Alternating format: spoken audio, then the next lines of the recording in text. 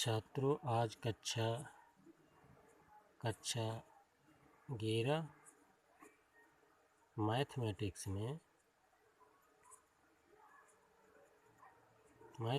में सम्मिश्र संख्याएं के बारे में अध्ययन करते हैं। क्या? सम्मिश्र संख्याएं।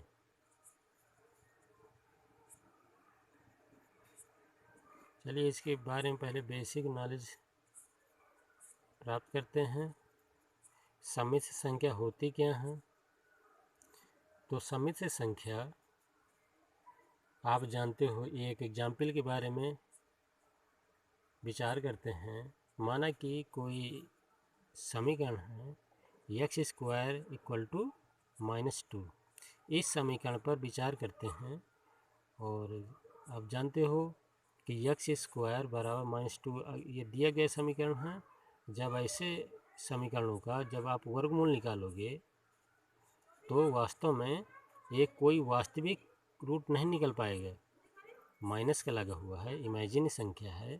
इसका अगर रूट आप निकालोगे तो माइनस, चूँकि इसका वर्गमूल आप नहीं निकाल पाओगे। जैसे अगर ऐसे होता, पॉजिटिव होती संख्या x² ऐसा होता तो आप x बराबर प्लस माइनस रूट ऐसे निकाल लेते। लेकिन चूँकि यहाँ पे आपके माइनस का लगा हुआ है, ऐसी संख्याओं को रूट, ऐसे कोई वास्तविक संख्या नहीं है जिसका वर्गमूल आप निकाल सको कोई ऋणात्मक संख्याओं का। तो ऐसे कोई वास्तविक संख्या नहीं है जिसका वर्ग एक ऋण वास्तविक संख्या हो, एक ऋण वास्तविक संख्या हो, ऐसा नहीं है। तो इस समस्या को दूर करने के लिए सम्मिश्र संख्याओं के बारे में सोचा गया। और सम्मिश्र संख्याएं आप जानते हो दो चीज़ से मिलकर बनी होती हैं। नंबर एक उसका भाग, पहला पोर्शन होता है वास्तविक संख्या और दूसरा पोर्शन होता है उसका अधिकल्पित संख्या। और इस समस्या को दूर करने के लिए हम एक आयुटा के बारे में विचार करते हैं, जिसे हम आई से निरूपित करेंगे। कैसे? आई से। इसका नाम क्या है? आयुटा। ये तो आई से आप इंडिकेट करेंगे और सम्मिश्र संख्या आपकी जो होगी जेड से निरूपित करेंगे। जेड बराबर होगा, जैसे कोई सम्मिश्र संख्या हम जेड के बारे में विचार करते हैं और ये जेड संख्या दो चीज़ से मिलकर बनी होगी। एक वास्तविक संख्या होगी उसका भाग, दूसरा होगा अधिकल्पित भाग। तो वास्तविक भाग जो होगा इसे हम ए से इंडिकेट कर रहे हैं और अधिकल्पित भाग वो भाग हो जिसमें आयुटा शब्द लगा हो, BIB। तो ये आपकी एक प्रकार की क्या है? सम्मिश्र संख्या है जिसमें ए आपका वास्तविक भाग है। ये क्या है? वास्तविक भाग। और IB क्या है? अधिकल्पित भाग है। अधिकल्पित इमेजिनरी संख्या है, अधिकल्पित पोर्शन है इसका। तो अब आई के बारे में थोड़ा सा विचार करते हैं। आई का मान क्या होता है, क्यों स्वीकार किया गया? तो आई जो आयुटा है इसका वास्तविक मान होता है -√1। क्या होता है? याद कर लेंगे। आई का मान क्या है? √-1। क्योंकि इस समस्या को दूर करने के लिए वर्गमूल जब निकालेंगे ऋणात्मक संख्या होगा तो कोई वास्तविक पूर्ण संख्या नहीं प्राप्त होगी। इसीलिए हम इसका वर्गमूल निकालने के लिए आई शब्द का इस्तेमाल करते हैं। और आई का मान क्या होता है? √-1। इसका जब हम वर्ग करते हैं, थोड़ा सा देखें, वर्ग करके अगर हम देखते हैं तो वर्ग करने पर इसका रूट हट जाएगा, -1 होगा। जब हम इसका घात, ट्रिपल घात लगाएंगे आई में, ट्रिपल घात, तो क्या होगा? ट्रिपल घात को आप कैसे इंडिकेट कर सकते हैं? I² गुणे आई, और I² का मान -1 हो गया तो -1 गुणे आई। तो I³ का मान क्या होगा? -i। क्या? -i हो गया। इसी तरह जब हम 4 घातों को विचार करते हैं, थोड़े से ये कंसेप्ट क्लियर करिए। I4 को हम क्या इंडिकेट कर सकते हैं? I² गुणे I² लिख सकते हैं ना। I² का मान क्या है? क्या निकाला हम? -1। तो -1 गुणे -1 = 1। मोस्ट इम्पॉर्टेंट ये फार्मूले याद करेंगे। अभी हम सवाल लगाएंगे इसके बारे में। तो I4 कोई भी न्यूमेरिकल अगर हल करेंगे, अभी हम हल करके आपको दिखाई देते हैं। कि कोई भी जब न्यूमेरिकल हल करेंगे घातांक वाले आई में जो घात लगे होंगे उसको हम घातांकीय रूप में I4 के पदों में तोड़ेंगे। इसलिए I4 का मान आप याद कर लेंगे। I4 का मान क्या होता है? 1। I4 का मान 1। तो I4 के पदों में हम उसको इंडिकेट करेंगे। जैसे जैसे हम कह दिया एग्जाम्पल, उदाहरण एक्सरसाइज का है, अभ्यास का। आप अभ्यास लगाएंगे वो कुछ सवाल बता रहे हैं। नंबर 1, जैसे हमने कह दिया कि I के घाते 101 का मान ज्ञात करो। क्या सवाल है आपके एक्सरसाइज में है, और 30% जो बोर्ड में कम किया गया है उसमें आपका समित संख्या कोर्स है, तो इसके बारे में थोड़े से गौर से समझिए। तो I बराबर 101 घात का मान आपके वैल्यू निकालनी है।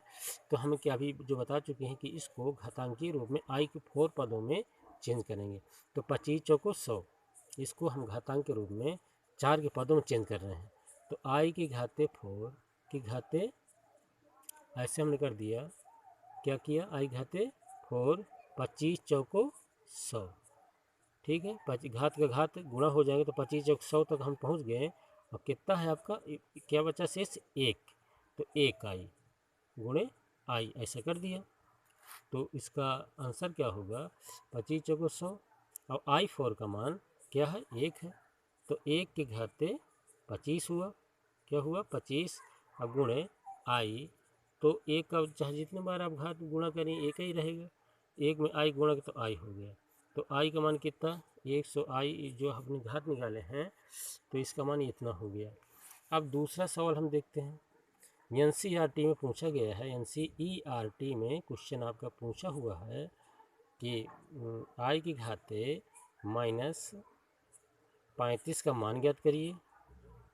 क्या? I की घाते -35 का मान जब आप निकालोगे तो 4 के पदों में तो 4 8 32। चूँकि ये माइनस का लगा है, इसको हम प्रतिलोम फलन के रूप में जब रखेंगे तो 1/I की घाते +35 हो जाएगा प्रतिलोम फलन के पदों में। इसको आप जो है 4 के पदों में जब चेंज करेंगे तो 8 चौको 32, I की घाते 4 की घाते 8 चौको 32, कितना बचा? 3I बची। I की घाते 3, क्योंकि गुणा में घाते क्या हो जाएंगी? जुड़ जाएंगी। और घात का घात क्या हो जाएगा? गुणा हो जाता है। तो 8 चौको 32 और गुणा में घाते क्या होंगी? जुड़ जाएंगी। 8 चौको 32 और 3 35। इसको हमने तोड़ दिया है, ठीक है। तो आप जो है ऐसे जब करेंगे I की घाते का आप जानते हैं 1 हो जाएगा। तो कितना बचा आपका? I की घाते 3 बचा, ठीक। अच्छा, इसको हम फिर से थोड़ा से चेंज कर रहे हैं। इसको हम I अंश में और हर में गुणा करेंगे। इसका हम काटा है एक ही है, ऊपर नीचे हम गुणा कर दिया। तो यहाँ बचा आपका I, मोस्ट इम्पॉर्टेंट क्वेश्चन है ये, I और बटे I की घाते 4 हुआ, ठीक है। I की घाते 4 के पदों में हमने चेंज कर लिया। और I का 4 का मान आप जानते हो क्या होता है? 1 होता है। इसका मान जैसे आप रखेंगे 1 का बटा तो I आ जाएगा। मोस्ट इम्पॉर्टेंट, ये मोस्ट इम्पॉर्टेंट फार्मूला सूत्र न्यूमेरिकल्स है।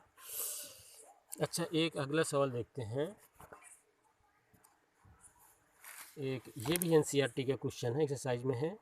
तीसरा क्वेश्चन NCERT में पूछा गया है कि Z-3I क्या है? समित संख्या है आपकी, समित संख्या के पद में रखा गया है।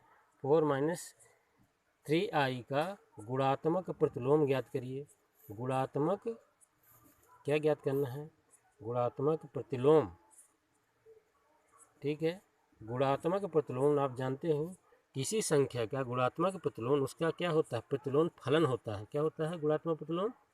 प्रतिलोम क्या होता है? गुणात्मक प्रतिलोम किसी संख्या का गुणात्मक प्रतिलोम उसका क्या होता है? इनवर्स फॉर्म होता है। अर्थात गुणात्मक प्रतिलोम क्या है? दो संख्या का गुणनफल यदि 1 हो जाए, दो संख्याओं का गुणनफल यदि 1 हो रहा है तो वो क्या होगा? उसका एक गुणात्मक प्रतिलोम होता है। गुणात्मक प्रतिलोम क्या होता है? दो संख्या गुणनफल में 1 आएगा। जब 1 क्यों आएगा?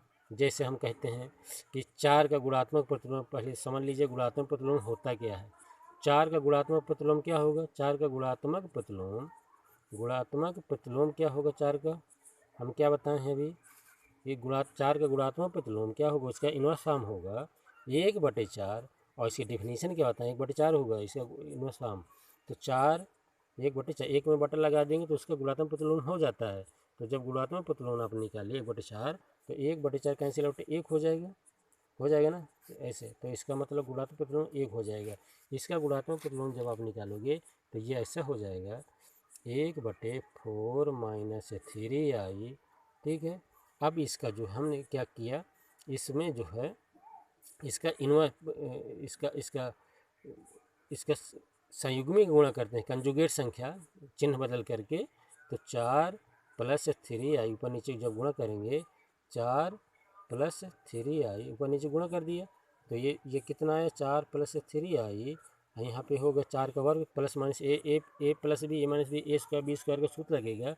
तो 4 का वर्ग हो गया माइनस 3i का वर्ग हो गया। जब इसको आगे बढ़ाएंगे तो ये आएगा, क्या आएगा, 3i + 4 चौको 16 और 3 त्रिकाई 9i²।